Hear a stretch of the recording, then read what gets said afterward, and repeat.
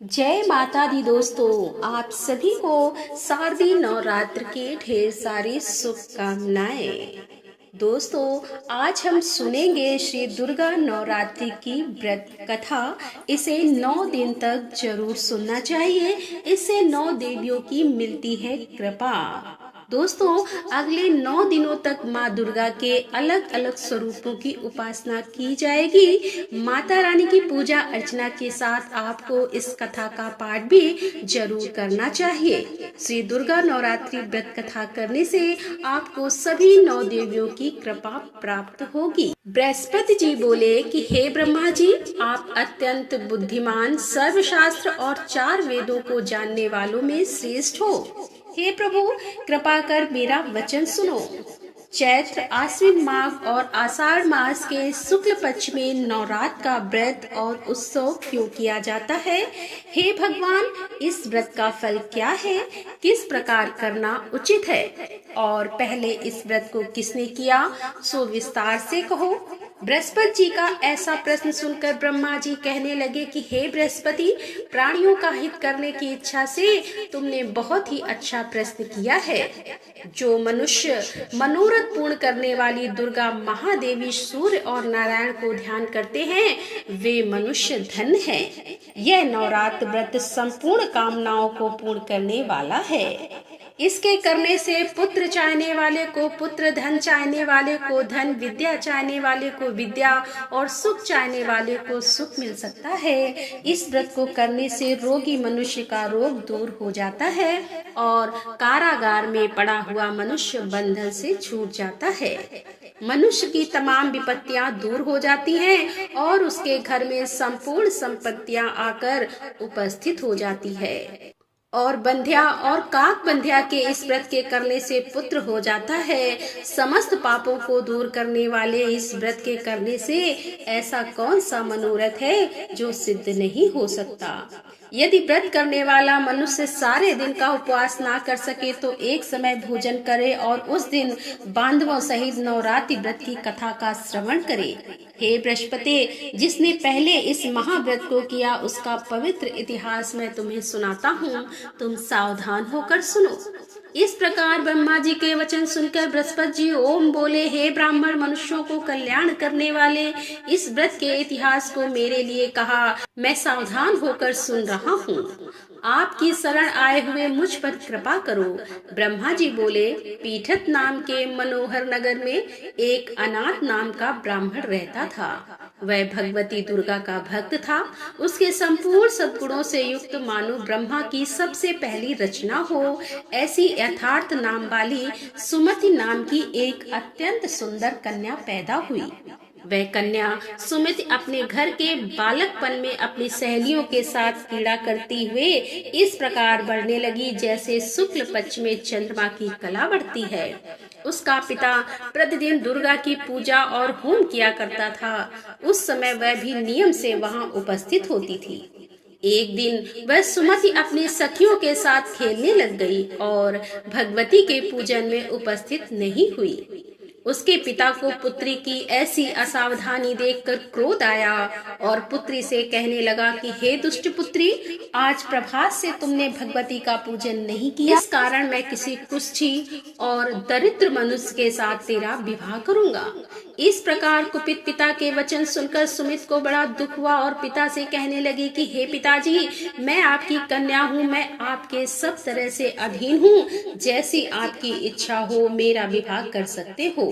होगा वही जो मेरे भाग्य में लिखा है। मेरा तो इस पर पूर्ण विश्वास है। मनुष्य न जाने कितने मनोरथों का चिंतन करता है, पर होता वही है जो भाग्य में विधाता ने लिखा है। जो जैसा करता है उसको फल भी उस कर्म के अनुसार ही मिलता है, क्योंकि कर्म करना मनुष्य के अधीन है पर फल देना देव के अधीन है। जैसे अग्नि में पड़े हुए तृण उसको अधिक प्रदीप्त कर देते हैं, उसी तरह अपनी कन्या के ऐसे निर्भयता से कहे हुए वचन सुनकर उस ब्राह्मण को अधिक क्रोध आया। तब उसने अपनी कन्या का एक कुष्ठी के साथ विवाह कर दिया और अत्यंत क्रुद्ध होकर पुत्री से कहने लगा कि जाओ जाओ, जल्दी जाओ और अपने कर्म का फल भोगो। देखे केवल भाग्य के भरोसे रहकर क्या करती है। इस प्रकार से कहे हुए पिता के कटु वचनों को सुनकर सुमति अपने मन में विचार करने लगी कि अहो, मेरा बड़ा दुर्भाग्य है जिससे मुझे ऐसा पति मिला है। इस तरह अपने दुख का विचार करती हुई वह सुमति अपने पति के साथ वन चली गई और भयानक वन में कुशायुक्त उस स्थान पर उन्होंने वह रात बड़े कष्ट से व्यतीत की। उस गरीब बालिका की ऐसी दशा देखकर भगवती पूर्व पुण्य के प्रभाव से प्रकट होकर सुमित से कहने लगी कि हे ब्राह्मणी, मैं तुम पर प्रसन्न हूँ, तुम जो चाहो वरदान मांग सकती हो। मैं प्रसन्न होने पर मनोवांछित फल देने वाली हूँ। इस प्रकार भगवती दुर्गा का वचन सुनकर ब्राह्मणी कहने लगे कि आप कौन है जो मुझ पर प्रसन्न हुई हो। यह सब मेरे लिए कहा और अपनी कृपा दृष्टि से मुझ दासी को कृतार्थ करो।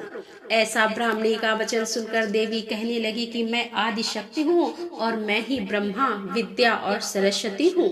मैं प्रसन्न होने पर प्राणियों को दुख दूर कर उसको सुख प्रदान करती हूँ। हे ब्राह्मणी, मैं तुम पर तेरे पूर्व जन्म के पुण्य प्रभाव से प्रसन्न हूँ।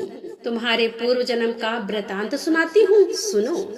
तो पूर्व जन्म में निषाद यानी भील की स्त्री थी और अति पतिव्रता थी।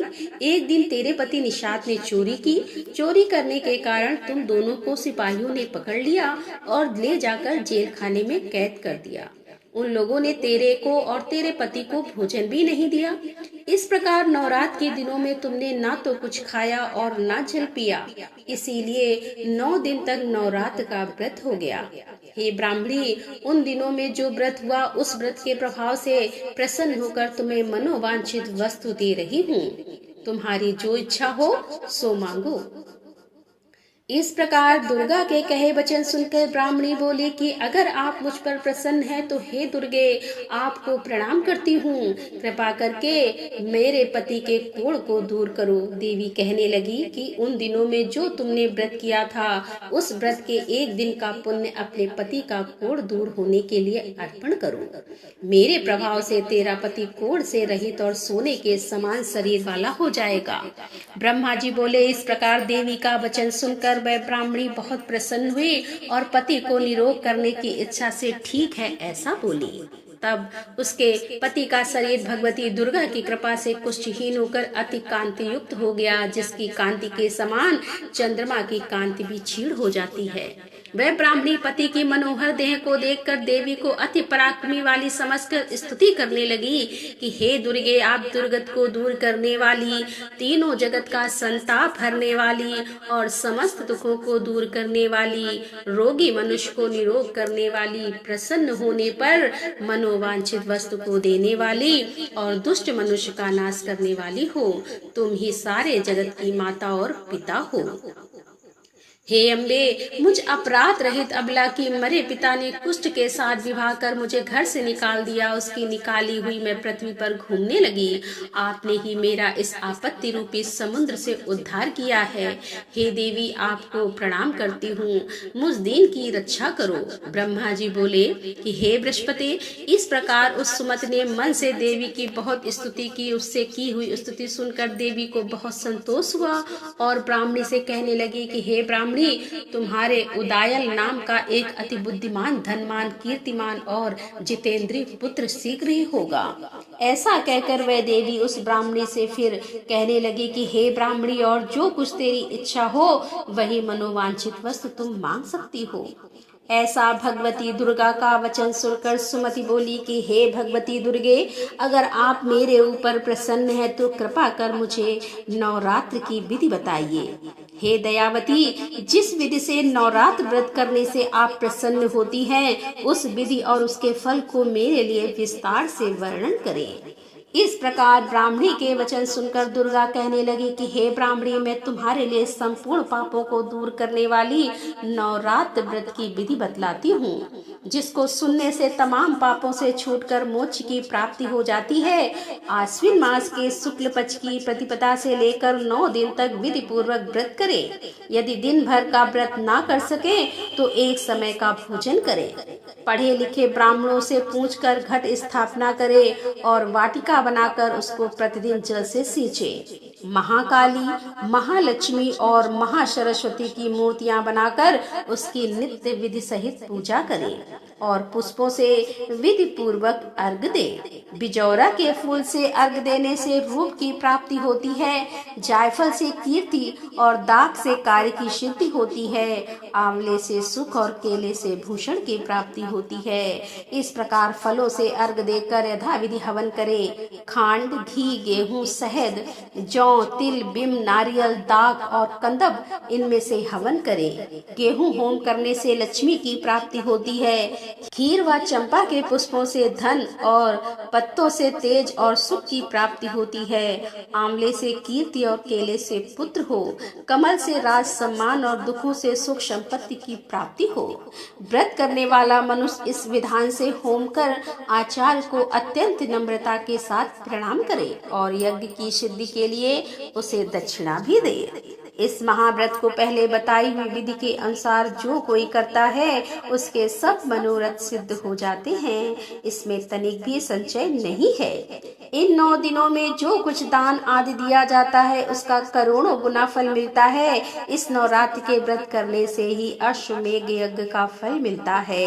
हे ब्राह्मणी, इस संपूर्ण कामनाओं को पूर्ण करने वाले उत्तम व्रत को तीर्थ, मंदिर अथवा घर में ही विधि के अनुसार करें। ब्रह्मा जी बोले कि हे बृहस्पति, इस प्रकार ब्राह्मणी को व्रत की विधि और फल बताकर देवी अंतर ध्यान हो गई। जो मनुष्य या स्त्री इस व्रत को भक्ति पूर्वक करता है वह इस लोक में सुख पाकर अंत में दुर्लभ मोक्ष को प्राप्त होता है। हे बृहस्पति, यह दुर्लभ व्रत का महात्म्य मैंने तुम्हारे लिए बतलाया है। ऐसा ब्रह्मा जी के वचन सुनकर बृहस्पति जी आनंद के कारण रोमांचित हो गए और ब्रह्मा जी से कहने लगे कि हे ब्रह्मा जी, आपने मुझ पर अति कृपा की जो अमृत के समान इस नवरात्रि व्रत का महात्म्य सुनाया। हे प्रभु, आपके बिना और कौन इस महात्म्य को सुना सकता है। ऐसे बृहस्पति जी के वचन सुनकर ब्रह्मा जी बोले कि हे बृहस्पति, तुमने सब प्राणियों का हित करने वाले इस अलौकिक व्रत को पूछा, इसीलिए तुम धन्य हो। यह भगवती शक्ति संपूर्ण लोकों का पालन करने वाली है। इस महादेवी के प्रभाव को कौन जान सकता है। बोल दुर्गा मैया की जय, बोल सच्चे दरबार की जय, वो सचिया जोता वाली माता तेरी सदा ही जय। जय कारा लाटा वाली दास, बोल साचे दरबार की जय। तो दोस्तों, ये थी आज की वीडियो। पसंद आई हो तो वीडियो को लाइक करें, शेयर करें और हमारे चैनल पर यदि आप पहली बार आ रहे हैं तो हमारे चैनल को सब्सक्राइब अवश्य करें। तो मिलते हैं अगले वीडियो के साथ। तब तक के लिए राधे राधे, जय श्री कृष्णा, हर हर महादेव, जय भोलेनाथ की।